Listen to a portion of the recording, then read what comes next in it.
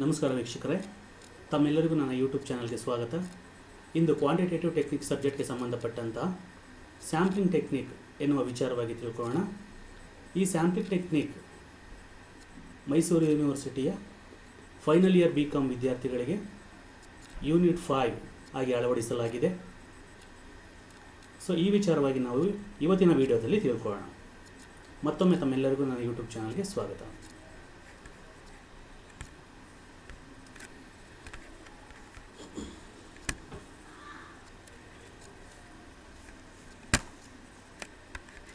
ನೋಡಿ, ಇವತ್ತು ನಾವು ತಿಳ್ಕೊಳ್ತಕ್ಕಂಥ ವಿಚಾರ sampling, introduction, objective, need for sampling, census versus sample, enumeration, limitation, error, types of sampling, how to judge reliability of a sample.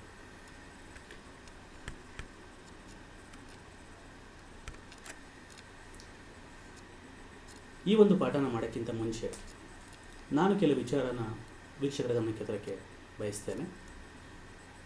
ಮತ್ತು ವಿದ್ಯಾರ್ಥಿಗಳಿಗೆ ಇದು ಎಲ್ಲವೂ ಸಹ ಹೊಸ ಟರ್ಮ್ಸ್. ಸ್ಯಾಂಪಲ್ ಆಗ್ಬೋದು, ಸೆನ್ಸಸ್, ಎನ್ಯೂಮರೇಷನ್, ಡೇಟಾ ಕಲೆಕ್ಷನ್, ಇವನ್ನೆಲ್ಲ ತಾವೆಲ್ಲರೂ ಕೇಳಿದ್ದೀರಾ.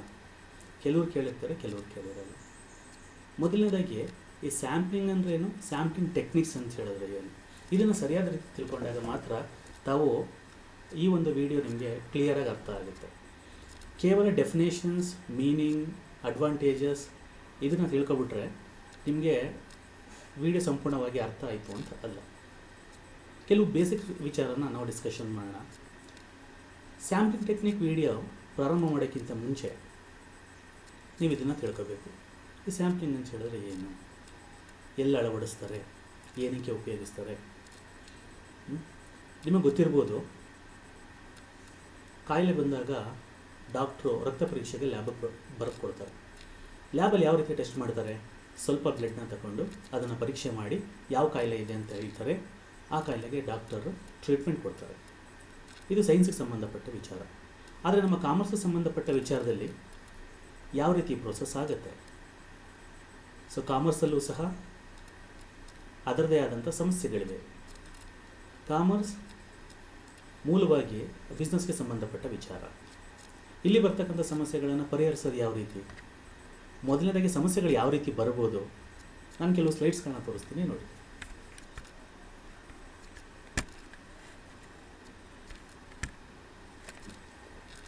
ಸರ್ಕಾರ ಜನಪರ ಹಿತದೃಷ್ಟಿಯಿಂದ ಅನೇಕ ಕಾರ್ಯಕ್ರಮಗಳನ್ನು ಜಾರಿಗೆ ತರುತ್ತೆ.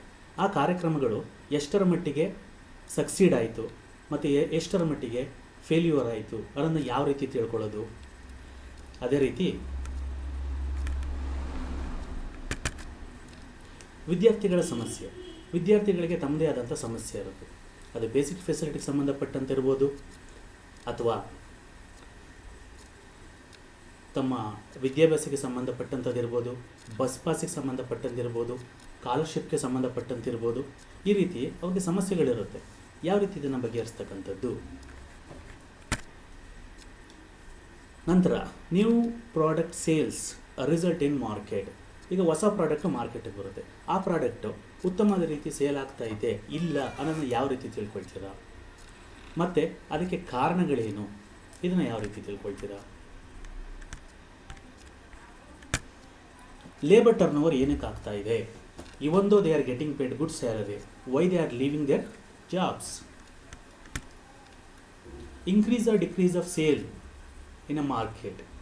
ಕೆಲವು ಪ್ರಾಡಕ್ಟ್ಗಳು ತುಂಬ ಅತಿ ಹೆಚ್ಚಾಗಿ ಸೇಲ್ ಆಗ್ತಾ ಇರುತ್ತೆ, ಇನ್ನು ಕೆಲವು ಪ್ರಾಡಕ್ಟ್ಗಳು ತುಂಬ ಕಮ್ಮಿಯಾಗಿ ಸೇಲ್ ಆಗ್ತಾ ಇರುತ್ತೆ. ಇವೊಂದು ಇಟ್ ಈಸ್ ಸಿಮಿಲರ್ ಪ್ರಾಡಕ್ಟ್, ಒಂದೇ ರೀತಿಯಾದಂಥ ಪ್ರಾಡಕ್ಟ್ ಆದ್ರೂ ಕೆಲವು ಪ್ರಾಡಕ್ಟ್ನ ಕಡೆ ಜನರ ಒಲವು ಜಾಸ್ತಿ ಇರುತ್ತೆ, ಇನ್ನು ಕೆಲವು ಪ್ರಾಡಕ್ಟ್ನ ಕಡೆ ಅಷ್ಟು ಒಲವಿರಲ್ಲ. ಏನಕ್ಕೆ ನೋಡಿ. ಈ ಸಮಸ್ಯೆಗಳನ್ನೆಲ್ಲ ಯಾವ ರೀತಿ ತಿಳ್ಕೊಳ್ಳೋದು, ಯಾವ ರೀತಿ ಇದಕ್ಕೆ ಪರಿಹಾರಗಳನ್ನು ಕಂಡುಕೊಳ್ಳೋದು. ಪರಿಹಾರಗಳನ್ನು ಕಂಡುಕೊಳ್ಳೋ ಅವಶ್ಯಕತೆ ಇದೆಯಾ? ಅಫ್ಕೋರ್ಸ್ ಪರಿಹಾರಗಳನ್ನು ಕಂಡುಕೊಳ್ಳಲೇಬೇಕಾಗುತ್ತೆ. ಇಲ್ಲ ಅಂತ ಹೇಳಿದ್ರೆ ಅದು ಇನ್ನೊಂದು ಸಮಸ್ಯೆಗೆ ದಾರಿ ಮಾಡಿಕೊಡುತ್ತೆ. ಆ ಒಂದು ಸಮಸ್ಯೆ ಆರ್ಥಿಕವಾಗೂ ಆಗ್ಬೋದು, ಸಾಮಾಜಿಕವಾಗಿ ಆದರೂ ಆಗ್ಬೋದು, ಅಥವಾ ಇನ್ಯಾವುದೇ ರೀತಿಯಿಂದನಾದರೂ ಆಗ್ಬೋದು. ಈ ಎಲ್ಲ ಸಮಸ್ಯೆಗಳಿಗೆ ಪರಿಹಾರ ಕಂಡುಕೊಳ್ಳಲಿಕ್ಕೆ ನಮಗೆ ಇರ್ತಕ್ಕಂಥ ಒಂದೇ ಮಾರ್ಗ, ಅದು ರಿಸರ್ಚ್, ಸಂಶೋಧನೆ ಮಾಡಬೇಕಾಗುತ್ತೆ. ಪ್ರಾಬ್ಲಮ್ನ ನಾವು ಐಡೆಂಟಿಫಿಕೇಷನ್ ಮಾಡಿ ಪ್ರಾಬ್ಲಮ್ ಏನಕ್ಕೆ ಬರ್ತಾ ಇದೆ ಅನ್ನೋದನ್ನ ಸಂಶೋಧನೆ ಮಾಡಬೇಕಾಗುತ್ತೆ. ಸೊ ಸಂಶೋಧನೆ ಯಾವ ರೀತಿ ಮಾಡೋದು, ನಾವು ಸಂಶೋಧನೆ ಯಾವ ರೀತಿ ಕೈಗೊಳ್ಳೋದು? ಸುಮ್ಮನೆ ಹೋಗಿ ಸ್ಟೂಡೆಂಟ್ ಪ್ರಾಬ್ಲಮ್ ಅಂತ ಹೇಳಿದ ತಕ್ಷಣ ಸ್ಟೂಡೆಂಟ್ ಹತ್ರ ಕೇಳ್ಬಿಟ್ರೆ ಸಾಕಾಗುತ್ತಾ? ಏನರಪ್ಪ ನಿಮ್ಮ ಪ್ರಾಬ್ಲಮ್ಮು, ಹೌದಾ ಈ ರೀತಿ ಇದೆಯಾ ಅಂತ ಕೇಳ್ಬಿಟ್ರೆ ಸಾಕಾಗುತ್ತಾ? ಸೊ ಕೇಳಬೇಕು ಅಂತಾದರೆ ಎಷ್ಟು ಜನ ವಿದ್ಯಾರ್ಥಿಗಳನ್ನು ಕೇಳಬೇಕು? ಕಾಲೇಜಲ್ಲಿರೋ ಎಲ್ಲ ವಿದ್ಯಾರ್ಥಿಗಳನ್ನು ಕೇಳಬೇಕಾ? ಇದು ವಿದ್ಯಾರ್ಥಿಗಳಿಗೆ ಸಂಬಂಧಪಟ್ಟದ್ದು. ಇದನ್ನೇ ನಾವು ರೈತರಿಗೆ ಸಂಬಂಧಪಟ್ಟದ್ದು ಅಂತ ಬಂದಾಗ, ಇದು ಕಬ್ಬು ಬೆಳೆಯುವ ರೈತರು ಅಂತ ಅನೇಕ ಜನ ಕಬ್ಬು ಬೆಳೆಯುವ ರೈತರಿದ್ದಾರೆ. ಹೊಗೆಸೊಪ್ಪು ಬೆಳೆಯುವ ರೈತರು ಅಂತ ಹೇಳಿ ಅನೇಕ ಜನ ಹೊಗೆಸೊಪ್ಪು ಬೆಳೆಯುವ ರೈತರಿದ್ದಾರೆ. ಅವರ ಸಮಸ್ಯೆಗಳು ಏನು ಅಂತ ಕೇವಲ ಒಬ್ಬ ರೈತರನ್ನ ಮಾತಾಡಿಸಿ ತಿಳ್ಕೊಂಡ್ರೆ ಸಾಕಾಗುತ್ತಾ? ಈ ರೀತಿ ಯಾವ ರೀತಿ ರಿಸರ್ಚ್ನ ಕಂಡಕ್ಟ್ ಮಾಡೋದು, ಯಾವ ರೀತಿ ಸಂಶೋಧನೆನ ಕಂಡಕ್ಟ್ ಮಾಡೋದು, ಅದಕ್ಕೆ ಆದಂಥ ಒಂದು ವಿಧ ಇದೆ. ಆ ವಿಧಾನನ ನಾವು ಪ್ರೋಸೆಸ್ ಆಫ್ ರಿಸರ್ಚ್ ಅಂತ ಕರಿತೀವಿ. ನೋಡಿ, ಇದನ್ನ ರಿಸರ್ಚ್ ಪ್ರೋಸೆಸ್. ಈ ರಿಸರ್ಚ್ ಪ್ರೋಸೆಸ್ಸಲ್ಲಿ ನಾನು ಕರ್ಸರ್ನ ಮೂವ್ ಮಾಡ್ತಾ ಇರ್ತೀನಿ, ಅದ್ರಲ್ಲಿ ನೋಡ್ಕೊಳ್ಳಿ. Defining the problem. ಮೊದಲು ಪ್ರಾಬ್ಲಮ್ ಏನಂತ ಐಡೆಂಟಿಫಿಕೇಷನ್ ಮಾಡ್ಕೋಬೇಕು. ಅದಾದಮೇಲೆ planning the research design. So ನಾವು ಯಾವ ರೀತಿ ರಿಸರ್ಚ್ ಮಾಡಬೇಕು, ಯಾವ ರೀತಿ ಸಂಶೋಧನೆ ಮಾಡಬೇಕು ಅನ್ನೋಂಥ ಒಂದು ಪ್ಲ್ಯಾನ್ ಮಾಡ್ಕೋಬೇಕು. ಅದಾದಮೇಲೆ ಪ್ಲ್ಯಾನಿಂಗ್ ಎ ಸ್ಯಾಂಪಲ್. ನೋಡಿ, ಇಲ್ಲಿ ಬಂತು ನಿಮಗೆ. ನೋಡಿ, ಪ್ಲ್ಯಾನಿಂಗ್ ಎ ಸ್ಯಾಂಪಲ್. ಸ್ಯಾಂಪಲ್ ಅಂದರೆ ಎಷ್ಟು ಜನನ ನಾವು ರಿಸರ್ಚ್ಗೆ ಪರಿಗಣಿಸಬೇಕು. ಅದಾದಮೇಲೆ gathering the data. Data collection ಮಾಡ್ಕೋಬೇಕು. Processing and analysing the data. ಇದನ್ನು ಪ್ರೊಸೆಸ್ ಮಾಡಬೇಕು, ಅನಲೈಸ್ ಮಾಡಬೇಕು. ಅನಲೈಸ್ ಮಾಡೋದ್ರ ಮುಖಾಂತರ ಏನು ಪ್ರಾಬ್ಲಮ್ ಅನ್ನೋದನ್ನ ತಿಳ್ಕೊಳ್ತೀವಿ. Formulation of conclusion. ಇದೆಲ್ಲ ಮಾಡಿದಾಗ ಎಂಡ್ ರಿಸಲ್ಟ್ ನಿಮ್ಗೆ ಏನು ಬಂತು ಅದನ್ನು ತಿಳ್ಕೊಳ್ತೀವಿ. ಅದಾದ ನಂತರ ಮತ್ತೇನಾದ್ರು ಪ್ರಾಬ್ಲಮ್ ಇದೆಯಾ ಅನ್ನೋದನ್ನ ಐಡೆಂಟಿಫಿಕೇಷನ್ ಮಾಡ್ತೀವಿ. ಇದು ಸರ್ಕಲ್ ಆಗಿ ನಡೀತಾ ಹೋಗುತ್ತೆ. ಆದ್ದರಿಂದ ಸ್ಯಾಂಪ್ಲಿಂಗ್ ಟೆಕ್ನಿಕ್ಸ್ ಅಂತ ಹೇಳೋದು ಸಂಶೋಧನೆ ಕೈಗೊಳ್ಳಲು ಬೇಕಾದಂತಹ ಒಂದು ಟೂಲ್ ಅಂತ ಹೇಳ್ಬೋದು. ಸೊ ಸಂಶೋಧನೆ ಮಾಡಲಿಕ್ಕೆ ಅಗತ್ಯವಾಗಿರ್ತಕ್ಕಂಥ ವಿಚಾರ. ಓಕೆ, ನೆಕ್ಸ್ಟ್ ನಿಮ್ಗೊಂದು ಸ್ಲೈಡ್ ತೋರಿಸ್ತೀನಿ. ನೋಡಿ, ಇದೆಲ್ಲ ಏನು? ನೋಡಿ, ಇದೆಲ್ಲ ಅಡುಗೆ ಸಾಮಾನುಗಳು, ಅಡುಗೆ ಮಾಡುವ ಪದಾರ್ಥಗಳು, ಕುಕಿಂಗ್ ಇನ್ಸ್ಟ್ರೂಮೆಂಟ್ ಅಂತ ಕರಿತೀವಿ. ಇಲ್ಲಿ ಕುಕ್ಕರ್ ಇದೆ, ಮಿಕ್ಸರ್ ಇದೆ, ಮತ್ತು ಡ್ರಿಲ್ಲರ್ ಇದೆ, ಕ್ಲಿಪ್ಸ್ ಇದೆ. ಇದನ್ನು ತಿಳ್ಕೊಂಡ್ರೆ ನೀವು ಯಾವ ರೀತಿ ಕುಕ್ ಮಾಡೋದು ಅಂತ ತಿಳ್ಕೊಳ್ಬೋದು ಅಲ್ವೇ? ಇದೆಲ್ಲ ವಿಚಾರ ಗೊತ್ತಿದ್ರೆ ಯಾವ ರೀತಿ ನೀವು ಕುಕ್ ಮಾಡೋದು ಅಂತ ತಿಳ್ಕೊಬೋದು. ಅದೇ ರೀತಿ ರಿಸರ್ಚ್ಗೆ ಸಂಬಂಧಪಟ್ಟಂತಹ ಟರ್ಮ್ಸ್ಗಳು ನಿಮಗೆ ಗೊತ್ತಿದ್ರೆ ನೀವು ರಿಸರ್ಚ್ ಮಾಡ್ಬೋದು, ಸಂಶೋಧನೆಯನ್ನು ಕೈಗೊಳ್ಬೋದು. ಬನ್ನಿ ತಿಳ್ಕೊಳ್ಳೋಣ. ಇಂಟ್ರೊಡಕ್ಷನ್ ಪಾರ್ಟಲ್ಲಿ ಹೇಳುತ್ತೆ, sampling consist of obtaining information only a part of a large group or a population. Sampling ಅನ್ನೋದು ಒಂದು ಲಾರ್ಜ್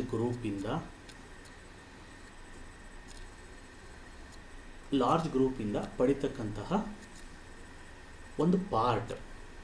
ಆಯಿತೆ, ಇಲ್ಲಿ ನೋಡಿ, ಈ ಒಂದು ಕೇಕ್ನ ಎಕ್ಸಾಂಪಲ್ ಆಗಿ ತಗೊಂಡಾಗ ಈ ಸಂಪೂರ್ಣ ಕೇಕ್ ನಮಗೆ ಪಾಪ್ಯುಲೇಷನ್ ಆಗುತ್ತೆ. ಇದರಲ್ಲಿ ಒಂದು ಪೀಸ್ ತಗೊಂಡಿದ್ದೀನಿ ನಾನು, ಸಂಶೋಧನೆಗೆ ಅಂತ ಒಂದು ಸಣ್ಣ ಪೀಸ್ ತಗೊಂಡಿದ್ದೀನಿ. ಇದನ್ನು ನಾವು ಸ್ಯಾಂಪಲ್ ಅಂತ ಕರಿತೀವಿ. ಈ ರೀತಿ ಸ್ಯಾಂಪಲ್ನ ಪಡೆಯುವಂತಹ ಒಂದು ದಾರಿಗೆ ಸ್ಯಾಂಪ್ಲಿಂಗ್ ಅಂದರೆ obtaining sample from A population. This process is called sampling ಅಂತ ಕರಿತೀವಿ, ಅಥವಾ ಸ್ಯಾಂಪ್ಲಿಂಗ್ ಟೆಕ್ನಿಕ್ಸ್ ಅಂತ ಕರಿತೀವಿ. ನೋಡಿ, ಇದೇ ರೀತಿ ಅನೇಕ ಉದಾಹರಣೆಗಳಿದೆ. ಇಲ್ಲೂ ಅಷ್ಟೇ, ನೀವು ಈ ಫುಡ್ ಚೆನ್ನಾಗೈತೆ ಅಂತ ಟೇಸ್ಟ್ ಮಾಡಲಿಕ್ಕೆ ನೀವು ಸಂಪೂರ್ಣ ಫುಡ್ ತಿನ್ನೋದೇನು ಬೇಕಾಗಿಲ್ಲ.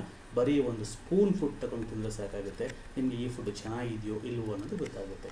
ನೋಡಿ, ಬ್ಲಡ್ ಡ್ರಾ ಮಾಡ್ಕೊಳ್ತಾ ಇದ್ದಾರೆ. ಇಲ್ಲಿ ಸ್ವಲ್ಪ ಬ್ಲಡ್ನ ತಗೊಳ್ತಾ ಇದ್ದಾರೆ. ಇದು ಒಂದು ಸ್ಯಾಂಪಲ್ ಆಗುತ್ತೆ. ಈ ಸ್ಯಾಂಪಲಿಂದನೇ ಮನುಷ್ಯನಿಗೆ ಯಾವ ರೀತಿಯಾದಂತಹ ತೊಂದರೆ ಇದೆ ಅನ್ನೋದನ್ನು ಕಂಡುಹಿಡಿತಾರೆ. ಬನ್ನಿ ಸ್ಯಾಂಪ್ಲಿಂಗ್ ಟರ್ಮಿನಾಲಜಿಗಳನ್ನು ನೋಡೋಣ, ಯಾವ್ಯಾವ ಟರ್ಮ್ಸ್ಗಳು ಬರುತ್ತೆ ಅಂತ. ಸೊ ಮೊದಲನೇದಾಗಿ ಪಾಪ್ಯುಲೇಷನ್ ಅಂತ ಹೇಳ್ತಾರೆ. ಪಾಪ್ಯುಲೇಷನ್ ಅಂತ ಹೇಳಿದ್ರೆ ಡೆಮೋಗ್ರಫಿಕ್ ಮೀನಿಂಗೇ ಬೇರೆ ಆಗುತ್ತೆ. ಡೆಮೋಗ್ರಫಿಕ್ ಮೀನಿಂಗ್ ಅಂತ ಹೇಳಿದ್ರೆ ಜನಸಂಖ್ಯೆ, ಒಂದು ರಾಜ್ಯದ ಜನಸಂಖ್ಯೆ, ಒಂದು ದೇಶದ ಜನಸಂಖ್ಯೆ ಆಗುತ್ತೆ. ಆದರೆ ರಿಸರ್ಚ್ ಮೆಥಡಾಲಜಿಲಿ ಪಾಪ್ಯುಲೇಷನ್ ಅಂತ ಹೇಳಿದ್ರೆ ಇಟ್ ಈಸ್ ಟಾರ್ಗೆಟ್ ಪಾಪ್ಯುಲೇಷನ್. ಯಾವುದರ ವಿಚಾರವಾಗಿ ನೀವು ಸಂಶೋಧನೆ ಕೈಗೊಳ್ತಿದ್ದೀರಾ, ಯಾವ ವಿಷಯ, ಎಷ್ಟು ಜನನ ನೀವು ಸಂಶೋಧನೆಗೆ ಒಳಪಡಿಸ್ತಿದ್ದೀರಾ, ಅಲ್ಲಿ ಎಷ್ಟು ಜನ ಇದ್ದಾರೆ ಆ ಸಂಪೂರ್ಣ ಜನಗಳ ಮೊತ್ತನ ನಾವು ಪಾಪ್ಯುಲೇಷನ್ ಅಂತ ಕರಿತೀವಿ. ಇಲ್ಲಿ the word population is defined as the aggregate of unit from which A sample is chosen. ನೀವು ಸ್ಯಾಂಪಲ್ ಪಡಿತಾ ಇರತಕ್ಕಂತಹ ಒಂದು ಜನರ ಗುಂಪನ್ನು ನಾವು ಪಾಪ್ಯುಲೇಷನ್ ಅಂತ ಕರಿತೀವಿ. ಅಲ್ಲಿಂದ ನೀವು ತಗೊಳ್ತಕ್ಕಂತಹ ಕೆಲವೇ ವ್ಯಕ್ತಿಗಳನ್ನು, ಕೆಲವೇ ಯೂನಿಟ್ಸ್ಗಳನ್ನು ನಾವು ಸ್ಯಾಂಪಲ್ ಅಂತ ಕರಿತೀವಿ. ಅದಾದಮೇಲೆ ನೋಡಿ, ಸ್ಯಾಂಪ್ಲಿಂಗ್ ಯೂನಿಟ್ಸ್ ಅಂತ ಹೇಳ್ತಾರೆ. The population is thus subdivided into suitable unit for the purpose of sampling and these are called sampling unit. ನಾವು ಸಂಶೋಧನೆ ಮಾಡುವ ದೃಷ್ಟಿಯಿಂದ ಸಂಪೂರ್ಣ ಪಾಪ್ಯುಲೇಷನಿಂದ ಕೆಲವು ಸ್ಯಾಂಪಲ್ಗಳನ್ನ ನಾವು ಆಯ್ಕೆ ಮಾಡ್ಕೊಳ್ತೀವಿ, ಕೆಲವು ವ್ಯಕ್ತಿಗಳನ್ನ ಆಯ್ಕೆ ಮಾಡ್ಕೊಳ್ತೀವಿ, ಅಥವಾ ಕೆಲವು ಯೂನಿಟ್ಗಳನ್ನ ಆಯ್ಕೆ ಮಾಡ್ಕೊಳ್ತೀವಿ. ಇಂಥದ್ದನ್ನ ನಾವು ಸ್ಯಾಂಪ್ಲಿಂಗ್ ಯೂನಿಟ್ಸ್ ಅಂತ ಕರಿತೀವಿ. ಈಗ ವಿದ್ಯಾರ್ಥಿಗಳು, 1000 ವಿದ್ಯಾರ್ಥಿಗಳು ಇರುವ ಕಾಲೇಜಿನಿಂದ ನಾನು 50 ವಿದ್ಯಾರ್ಥಿಗಳನ್ನು ನನ್ನ ಸಂಶೋಧನೆ ದೃಷ್ಟಿಯಿಂದ ಸ್ಯಾಂಪಲ್ ಆಗಿ ತಗೊಳ್ತಾ ಇದ್ದೀನಿ. ಈಗ 1000 ವಿದ್ಯಾರ್ಥಿಗಳು ಪಾಪ್ಯುಲೇಷನ್ ಆದರೆ 50 ವಿದ್ಯಾರ್ಥಿಗಳು ಸ್ಯಾಂಪಲ್ ಆಗ್ತಾರೆ. ಒಂದು ಎಕ್ಸಾಂಪಲ್ ಇದೆ. ಈ ಎಕ್ಸಾಂಪಲಿಂದ ನಿಮ್ಗೆ ಇನ್ನೂ ಕ್ಲಿಯರ್ ಆಗುತ್ತೆ. ನೋಡಿ, ಇಲ್ಲಿ ರೈಸ್ನ ಕುಕ್ ಮಾಡ್ತಾ ಇದ್ದಾರೆ. ಮೊದಲೆಲ್ಲ ರೈಸ್ ಈ ಥರ ಕುಕ್ ಮಾಡ್ತಾಯಿದ್ರು, ಬೌಲಲ್ಲಿ ಕುಕ್ ಮಾಡಿಬಿಟ್ಟು ಬೆಂದಿದೆಯಾ ಅಂತ ನೋಡಲಿಕ್ಕೆ ಸ್ವಲ್ಪ ಸ್ಯಾಂಪಲ್ ತಗೊಂಡು ಒಂದು 2 ಅಕ್ಕಿನ ಬೆಂದಿದೆಯಾ ಅಂತ ಟೆಸ್ಟ್ ಮಾಡ್ತಾರೆ.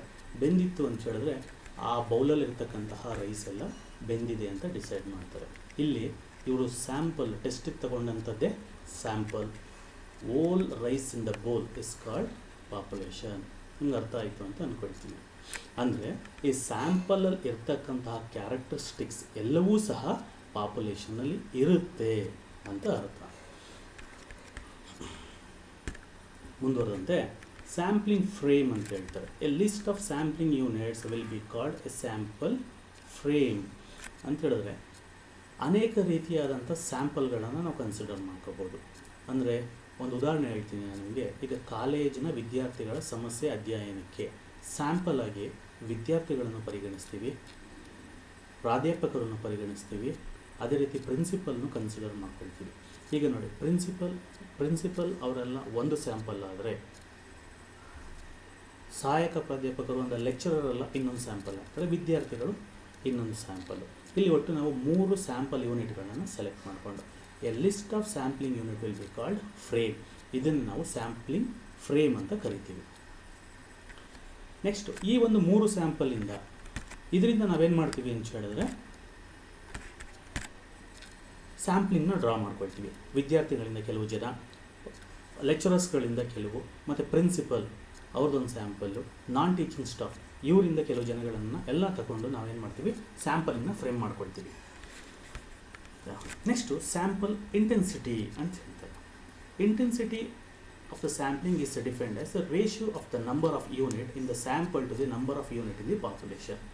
ಪಾಪ್ಯುಲೇಷನ್ಗೂ ಮತ್ತು ನಾವು ಸೆಲೆಕ್ಟ್ ಮಾಡ್ಕೊಂಡಿರೋ ಸ್ಯಾಂಪಲ್ಗೂ ಇರ್ತಕ್ಕಂಥ ರೇಷಿಯೋನ ನಾವು ಸ್ಯಾಂಪ್ಲಿಂಗ್ ಇಂಟೆನ್ಸಿಟಿ ಅಂತ ಕರಿತೀವಿ. ಅಂದರೆ ಸ್ಯಾಂಪ್ಲಿಂಗ್ ಈಗ 1000 ವಿದ್ಯಾರ್ಥಿಗಳಿದ್ದರು, 1000 ವಿದ್ಯಾರ್ಥಿಗಳಿಂದ ನಾವು 100 ವಿದ್ಯಾರ್ಥಿಗಳನ್ನ ಆಯ್ಕೆ ಮಾಡ್ಕೊಳ್ತಾ ಇದ್ದೀವಿ ಅಂತಂದರೆ the sample is 10% of population ಅಲ್ವಾ. ಇದನ್ನು ನಾವು ಸ್ಯಾಂಪ್ಲಿಂಗ್ ಇಂಟೆನ್ಸಿಟಿ ಅಂತ ಕರಿತೀವಿ. ನೆಕ್ಸ್ಟು ಸ್ಯಾಂಪ್ಲಿಂಗ್ ಎರರ್ ಅಂತ ಹೇಳಿದ್ರೆ ಈ ರೀತಿ ವಿಚಾರಗಳನ್ನು ಕಲೆಕ್ಟ್ ಮಾಡಬೇಕಾದ್ರೆ ಕಾಮನ್ ಆಗಿ ಕೆಲವು ಪ್ರಾಬ್ಲಮ್ಗಳು ಹಾಗೆ ಆಗುತ್ತೆ. ಇಂಥದ್ದನ್ನು ನಾವು ಸ್ಯಾಂಪ್ಲಿಂಗ್ ಎರರ್ ಅಂತ ಕರಿತೀವಿ. ನೆಕ್ಸ್ಟ್ ನೋಡಿ, ಪ್ರಿಲಿಮಿನರಿ ಸರ್ವೆ ಅಂತ ಹೇಳ್ತಾರೆ. ಏನಿದೆ ಪ್ರಿಲಿಮಿನರಿ ಸರ್ವೆ? ನಾವು ಎಕ್ಸಾಮಿನೇಷನ್ ಬರೆಯೋಕ್ಕಿಂತ ಮುಂಚೆ ಟೆಸ್ಟ್ ಬರಿತೀವಿ, ಪ್ರಿಪ್ರೇಟರಿ ಬರಿತೀವಿ ಅಲ್ವಾ. ಅದೇ ರೀತಿ ಸರ್ವೆ ಕಂಡಕ್ಟ್ ಮಾಡೋಕ್ಕಿಂತ ಮುಂಚೆ ಅದೇ ರೀತಿಯಾದಂತಹ ಒಂದು ಸಣ್ಣ ಪ್ರಮಾಣದ ಸ್ಯಾಂಪಲ್ನ ಸೆಲೆಕ್ಟ್ ಮಾಡಿಕೊಂಡು ಒಂದು ಸಂಶೋಧನೆ ಕೈಗೊಳ್ತೀವಿ. ಅದಕ್ಕೆ ನಾವು ಪ್ರಿಲಿಮಿನರಿ ಸರ್ವೆ ಅಥವಾ ಪೈಲಟ್ ಟ್ರಯಲ್ಸ್, ಪೈಲಟ್ ರಿಸರ್ಚ್ ಅಂತಲೂ ಕರಿತೀವಿ.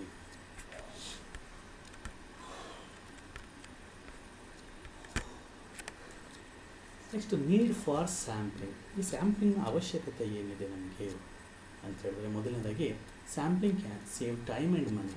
ಹೌದಲ್ವಾ. ಸ್ಯಾಂಪ್ಲಿಂಗ್ ನಮಗೆ ಟೈಮ್ ಮತ್ತು ಮನಿ ಎರಡನ್ನೂ ಉಳಿಸ್ತಿದೆ. ಈಗ ನಾನು ನಿಮಗೆ ಒಂದು ಎಕ್ಸಾಂಪಲ್ ಹೇಳಿದೆ. ಕಬ್ಬು ಬೆಳೆಯುವ ರೈತರು, ಹೊಗೆ ಸೊಪ್ಪು ಬೆಳೆಯುವ ರೈತರು, ಇವರ ಸಮಸ್ಯೆಗಳಿಗೆ ಪರಿಹಾರ ಹುಡುಕಬೇಕಾದ್ರೆ ನಾವು ಎಲ್ಲ ಕಬ್ಬು ಬೆಳೆಯೋರನ್ನು ಮಾತಾಡ್ಸೋಕ್ಕಾಗಲ್ಲ, ಎಲ್ಲ ಹೊಗೆ ಸೊಪ್ಪು ಬೆಳೆಯೋರನ್ನು ಮಾತಾಡ್ಸೋಕ್ಕಾಗಲ್ಲ. ಅದರಲ್ಲಿ ಕೆಲವರನ್ನು ಆಯ್ಕೆ ಮಾಡಿಕೊಂಡು ಅದನ್ನು ಸ್ಯಾಂಪಲ್ ಅಂತ ಪರಿಗಣಿಸ್ಕೊಂಡು ಅವರನ್ನು ಮಾತಾಡಿಸಿ ಅವರ ಸಮಸ್ಯೆಗೆ ಪರಿಹಾರವನ್ನು ಕಂಡುಹಿಡ್ಕೊಳ್ಬೋದು. ಇದರಿಂದ ನಮಗೆ ಟೈಮ್ ಉಳಿತಾಯ ಆಗುತ್ತೆ ಮತ್ತು ಮನಿನೂ ಸಹ ಉಳಿತಾಯ ಆಗುತ್ತೆ. Second one, a sampling may enable more accurate measurement for a sample study is generally conducted by trained and experienced investigator. ಈಗ ಸ್ಯಾಂಪ್ಲಿಂಗ್ ಪ್ರೋಸೆಸ್ ಸಂಶೋಧನೆ ಕೈಗೊಳ್ಳೋರು ಅದರಲ್ಲಿ ಉತ್ತಮವಾದಂಥ ಜ್ಞಾನನ ಹೊಂದಿರ್ತಾರೆ. ಅಂಥವರಿಂದ ನಾವು ಸಂಶೋಧನೆಯನ್ನು ಮಾಡಿಸಿ ವಿಚಾರಗಳನ್ನು ಕಲೆ ಹಾಕೋದ್ರಿಂದ ಉತ್ತಮವಾದ ವಿಚಾರಗಳು ನಮ್ಮ ಕೈಗೆ ಸಿಗುತ್ತೆ. ನಾವು ಆ ಒಂದು ವಿಚಾರಗಳನ್ನು ಇಟ್ಕೊಂಡು ಸಮಸ್ಯೆಗೆ ಪರಿಹಾರನ ಕಂಡುಕೊಳ್ಬೋದು. ಮುಂದುವರೆದಂತೆ sampling remain the only way when the population contain infinity many number. ನೋಡಿ, ಇದು ಮತ್ತೆ ರಿಪೀಟ್ ಆಯಿತು. ಮತ್ತೆ ಹೇಳ್ತಾರೆ ಇನ್ಫಿನಿಟಿ ನಂಬರ್ ಅಂದರೆ ನೀವು ಗಣನೆಗೆ ತೆಗೆದುಕೊಳ್ಳೋಕ್ಕೆ ಆಗಲ್ಲ, ಅಷ್ಟು ಜನಗಳಿದ್ದಾರೆ. ಆ ರೀತಿ ಇದ್ದಾಗ ಸ್ಯಾಂಪ್ಲಿಂಗ್ ಒಂದೇ ದಾರಿ ನಿಮಗೆ ಸಮಸ್ಯೆಗೆ ಪರಿಹಾರ ಕಂಡುಕೊಳ್ಳಲಿಕ್ಕೆ. Next, sampling remain only choice when a test involves the destruction of the item under study. ನೀವು ಸ್ಯಾಂಪ್ಲಿಂಗ್ ತಗೊಂಡಾಗ ಅದು ನಿಮಗೆ ಡಾಕ್ಯುಮೆಂಟ್ ಆಗಿ ಉಳ್ಕೊಳ್ಳುತ್ತೆ. ನಿಮಗೆ ಆ ಒಂದು ವಿಚಾರ, ನೀವೇನು ವಿಚಾರವಾಗಿ ನೀವು ಸರ್ವೆ ಮಾಡಿದ್ದೀರೋ ಅಥವಾ ಸಂಶೋಧನೆ ಮಾಡಿದ್ದೀರೋ ಆ ವಿಚಾರನೇ ಇಲ್ಲ ಅಂತ ಹೇಳಿದ್ರೂ ನಿಮಗೆ ಸ್ಯಾಂಪ್ಲಿಂಗ್ ಅನ್ನೋದು ಡಾಕ್ಯುಮೆಂಟ್ ಆಗಿ ಉಳಿತದೆ. Next, sampling usually assist in obtaining information concern some characteristics of the population. ಹೌದು, ಸ್ಯಾಂಪ್ಲಿಂಗಿಂದ ನೀವು ತಗೊಂಡು ಅದನ್ನು ಸಂಶೋಧನೆ ಮಾಡೋದ್ರಿಂದ ಅದು ಪಾಪ್ಯುಲೇಷನಲ್ಲಿ ಇರ್ತಕ್ಕಂಥ ಎಲ್ಲ ಕ್ಯಾರೆಕ್ಟರಿಸ್ಟಿಕ್ಸ್ನೂ ನಿಮ್ಮ ಗಮನಕ್ಕೆ ತರುತ್ತೆ.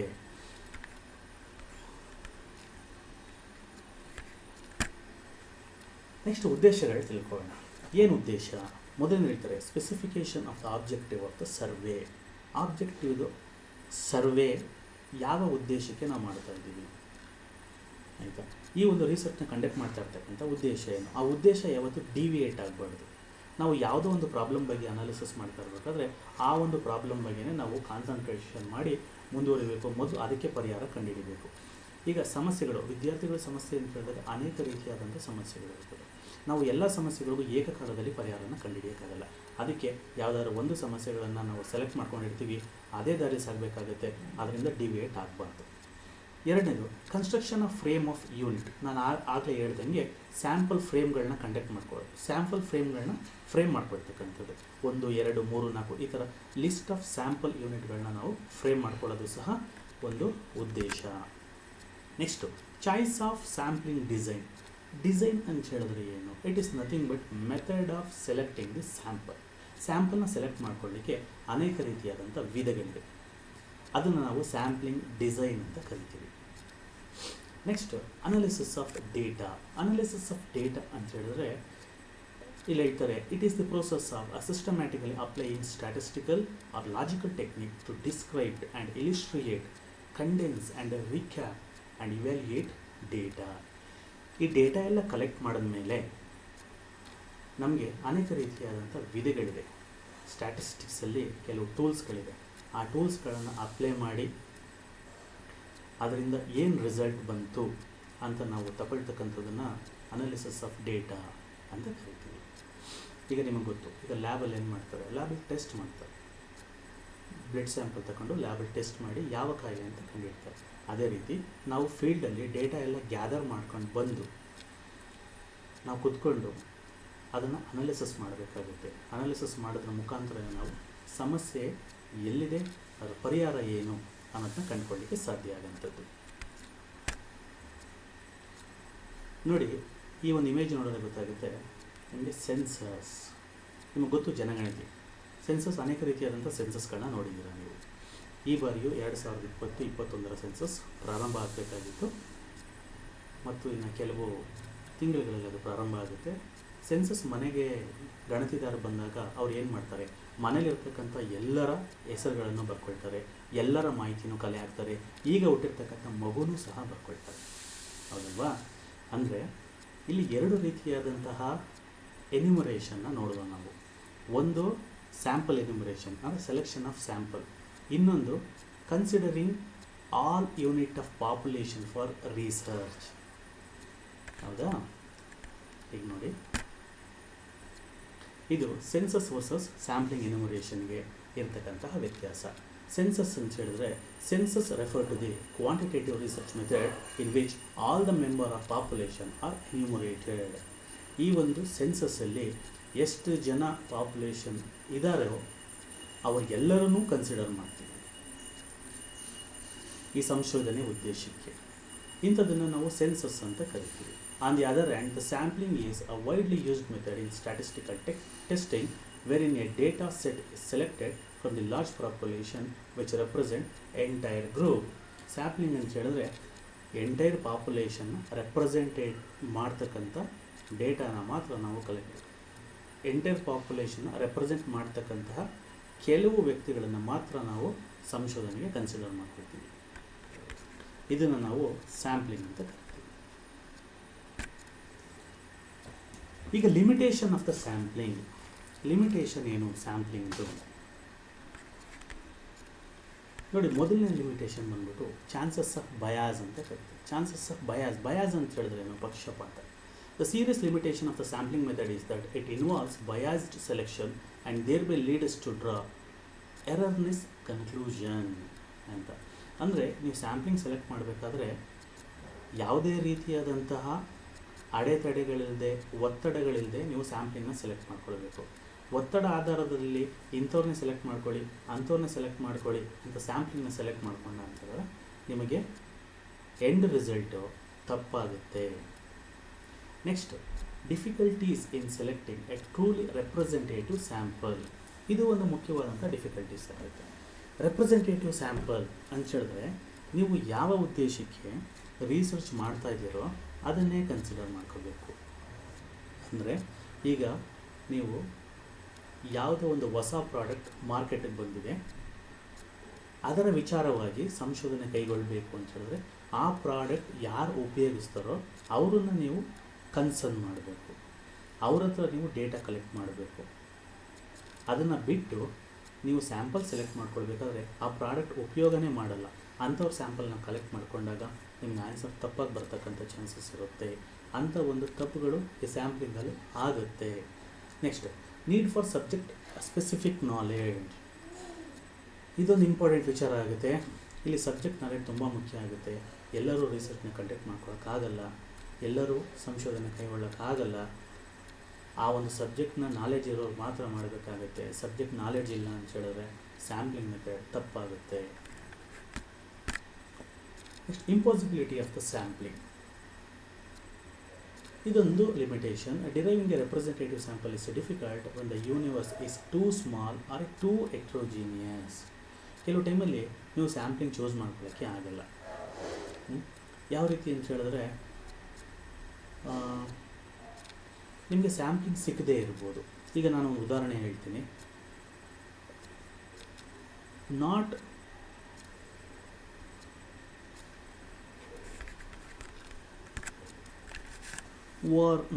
Using mobile phone. ಯಾವ ರೀತಿ ಸ್ಯಾಂಪಲ್ ಸೆಲೆಕ್ಟ್ ಮಾಡ್ಕೊಳಕ್ಕಾಗುತ್ತೆ? The house hold which is not having television. ಕೆಲವು ಮನೆಗಳು ಇರ್ಬೋದು, ಆದರೆ ನಿಮಗೆ ಎಷ್ಟು ಸಿಗುತ್ತೆ ಸ್ಯಾಂಪಲ್? ಅದೇ ರೀತಿ ಅಂಬಾಸಿಡರ್ ಕಾರ್ ಯೂಸರ್ಸ್. ಈ ರೀತಿ ಕೆಲವು ಉದಾಹರಣೆಗಳನ್ನ ನಾವು ನೋಡಿದಾಗ ಇಲ್ಲಿ ಸ್ಯಾಂಪಲ್ಲು ಸಿಗೋದೇ ತುಂಬ ಕಷ್ಟ ಆಗುತ್ತೆ. ಇಂಥ ಟೈಮಲ್ಲಿ ಸೆನ್ಸಸ್ ಮಾಡಬೇಕಾಗುತ್ತೆ. ಇಲ್ಲಿ ಸ್ಯಾಂಪ್ಲಿಂಗ್ ಮೆಥಡ್ ನಮಗೆ ಅಪ್ಲಿಕೇಬಲ್ ಆಗಲ್ಲ.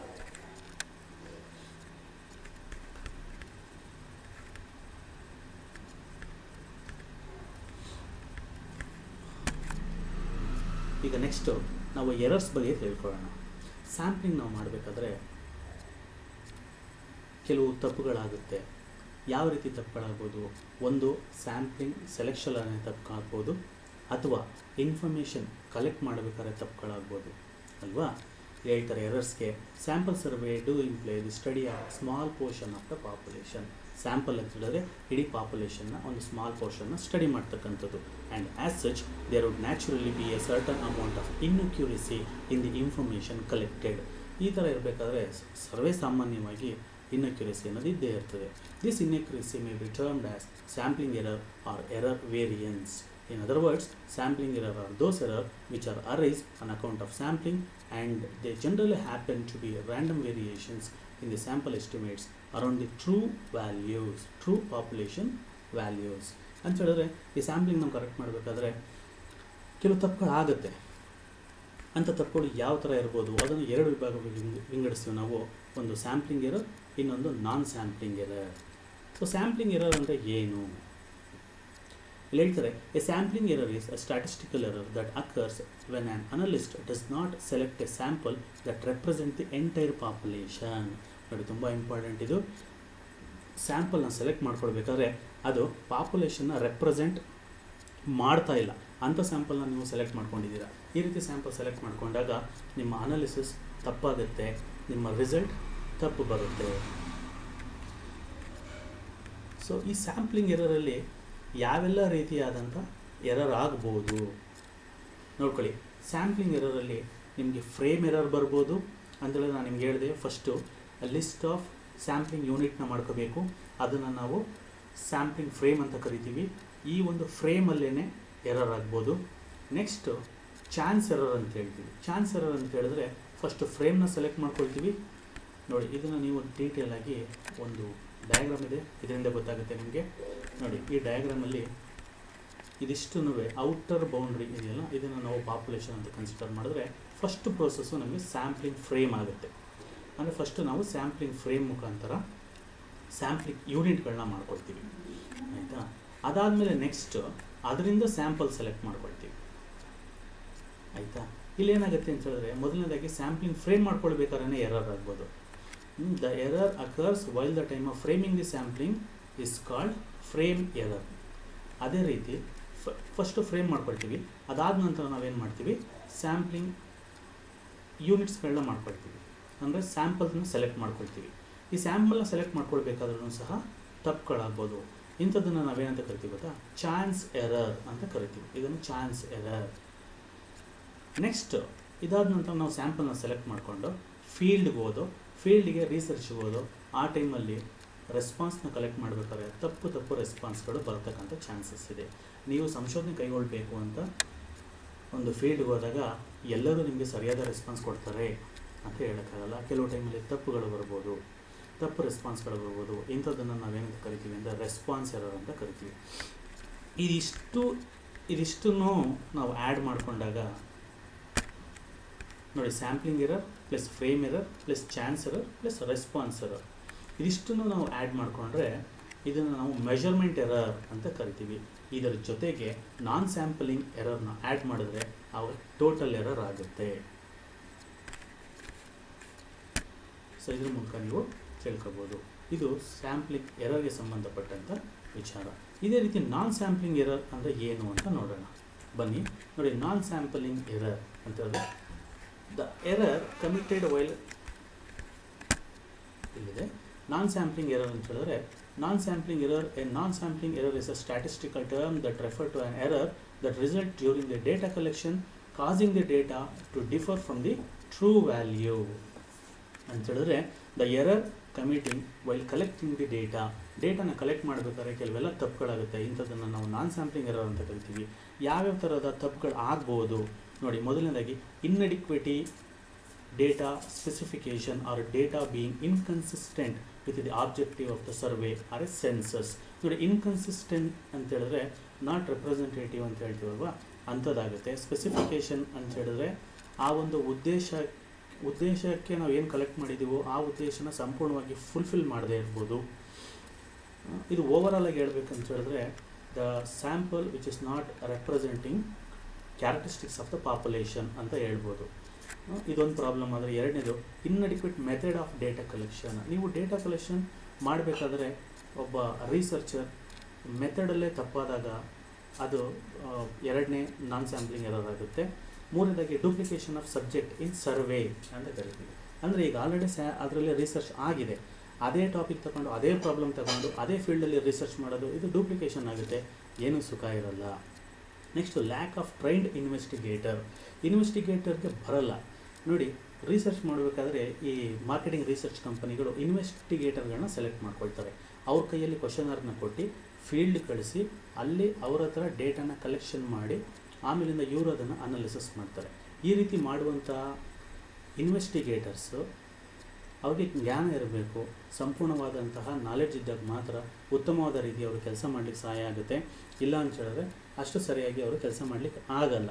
ಆ ರೀತಿ ಲ್ಯಾಕ್ ಆಫ್ ಟ್ರೈನ್ಡ್ ಇನ್ವೆಸ್ಟಿಗೇಟರ್ ಇದ್ದಾಗ ಅದು ನಾನ್ ಸ್ಯಾಂಪ್ಲಿಂಗ್ ಎರರ್ ಆಗುತ್ತೆ.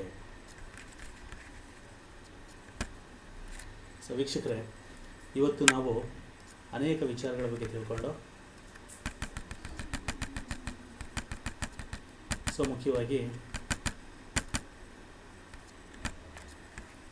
ನೋಡಿ ಸ್ಯಾಂಪ್ಲಿಂಗ್ ಅಂದರೆ ಏನು ಅಂತ ತಿಳ್ಕೊಂಡು, ಸ್ಯಾಂಪ್ಲಿಂಗ್ ಅಂತ ಹೇಳಿದ್ರೇನು, it is the process of enumeration a sample unit from the population, ಅದರ ಮೀನಿಂಗ್ ತಿಳ್ಕೊಂಡು, ಅದಾದಮೇಲೆ ಅದರ ಉದ್ದೇಶಗಳು ಏನು ಅಂತ ತಿಳ್ಕೊಂಡು, ಅದಾದಮೇಲೆ ನೀಡ್ ಫಾರ್ ಸ್ಯಾಂಪ್ಲಿಂಗ್, ಸ್ಯಾಂಪಲಿಂಗ್ ಏನಕ್ಕೆ ಬೇಕು ಅನ್ನೋದನ್ನ ತಿಳ್ಕೊಂಡು, ಸೆನ್ಸಸ್ ಅಂದರೆ ಏನು ಅಂತ ತಿಳ್ಕೊಂಡು, ಸ್ಯಾಂಪ್ಲಿಂಗು ಸೆನ್ಸಸ್ಗೂ ಇರ್ತಕ್ಕಂಥ ಡಿಫ್ರೆನ್ಸ್ಗಳನ್ನ ತಿಳ್ಕೊಂಡು, ಲಿಮಿಟೇಷನ್ಸ್ ಏನೇನು, ಸ್ಯಾಂಪಲ್ದು ಲಿಮಿಟೇಷನ್ ಏನೇನು ಅನ್ನೋದನ್ನು ಸಹ ನಾವು ತಿಳ್ಕೊಂಡು, ಎರರ್ಸ್ ಯಾವ್ಯಾವ ರೀತಿ ತಪ್ಪಾಗುತ್ತೆ ಅಂತ ತಿಳ್ಕೊಂಡು, ಇದಿಷ್ಟು ವಿಚಾರಗಳನ್ನು ನಾವು ಈ ವಿಡಿಯೋದಲ್ಲಿ ತಿಳ್ಕೊಂಡಿದ್ದೀವಿ. ಇನ್ನು ನಾನು types of sampling, how to judge reliability of the sampling ಮಾಡಬೇಕು, ಇದನ್ನು ನಾನು ನೆಕ್ಸ್ಟ್ ಪಾರ್ಟಲ್ಲಿ ಕೊಡ್ತೀನಿ. ಸೊ ಇಲ್ಲಿ ಗಂಟ ನನ್ನ ವಿಡಿಯೋನ ವೀಕ್ಷಣೆ ಮಾಡಿದ್ದೀರಾ. ಇದು ನಿಮಗೆ ಅರ್ಥ ಆಗಿದರೆ, ಈ ವಿಡಿಯೋ ನಿಮಗೆ ಉಪಯೋಗ ಆಗಿದರೆ ಈ ವಿಡಿಯೋನ ಲೈಕ್ ಮಾಡಿ, ಮತ್ತು ಈ ವಿಡಿಯೋ ಅವಶ್ಯಕತೆ ಯಾರ್ಯಾರಿಗಿದೆ ವಿದ್ಯಾರ್ಥಿಗಳಿಗೆಲ್ಲರಿಗೂ ಶೇರ್ ಮಾಡಿ ಅಂತ ತಮ್ಮಲ್ಲಿ ಕೇಳ್ಕೊಳ್ತೀನಿ. ಇಷ್ಟೋ ತನಕ ನೋಡಿದ್ದಕ್ಕೆ thank you for watching. Please like, share and subscribe, and this video will continue in the second part. Once again, thank you.